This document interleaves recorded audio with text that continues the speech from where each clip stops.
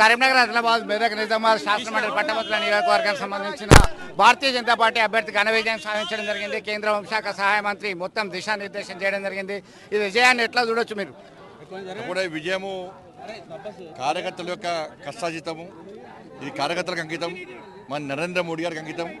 ఎందుకంటే తెలంగాణ రాష్ట్రంలో నరేంద్ర మోడీ గారి మీద ఈ తెలంగాణ ప్రాంతంలో ఉపాధ్యాయ వర్గానికి ఒక నమ్మకం, విశ్వాసం ఉంది.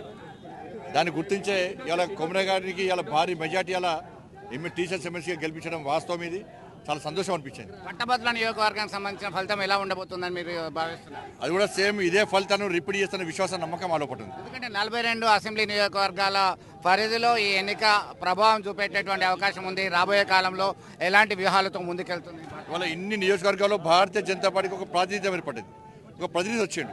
ఈ సీట్ అంతకుముందు మాది కాదు, కానీ అయినప్పుడు కూడా ఇలా తెలంగాణ రాష్ట్రంలో ఉన్నటువంటి ఈ 4 ఉమ్మడి జిల్లాలకు సంబంధించి ఉపాధ్యాయ వర్గం ఇవాళ కొమరే గారి మీద నమ్మకం, విశ్వాసంతో నరేంద్ర మోడీ గారు మన బడ్జెట్లో 12,70,000 ట్యాక్స్ ఎగ్జంప్షన్ విషయంలో కానీ 317 జీవోకు వ్యతిరేకంగా ఇలా భారతీయ జనతా పార్టీ కార్యకర్తలు రక్తం చెందిన చీరు జైలుకుపోయిన విధానం చూసిన తర్వాత ఉపాధ్యాయులు ఇలా మా కోసం కొట్టాడే పార్టీ భారతీయ జనతా పార్టీ అని భావించడం, తపస్తో పాటు ఇతర సంస్థలకు మద్దతు తెలపడం, దాంతోపాటు కార్యకర్తలు కష్టపడి దాదాపు 15 రోజుల పాటు కష్టపడి వాళ్ళ పనులను పక్క పెట్టి కష్టపడి పనిచేయడం, ఇది కిషన్ రెడ్డి గారి నేతృత్వంలో ఇది 3వ విజయం.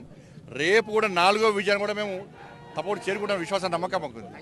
సో మొత్తం మీద కార్యకర్తలకు అండగా ఉండేటువంటి పార్టీ భారతీయ జనతా పార్టీ. ఆ భారతీయ జనతా పార్టీ మద్దతు ఇస్తున్నటువంటి ఉపాధ్యాయ సంఘం తపస్సు తరపున బరిలో ఉన్నటువంటి వ్యక్తి మల్కా కొమరే విజయం సాధించడం అంటే భారతీయ జనతా పార్టీకి ఈ ప్రాంతంలో మంచి పట్టు వస్తుందని భావించవచ్చు అనే అభిప్రాయం వ్యక్తం చేస్తున్నాడు.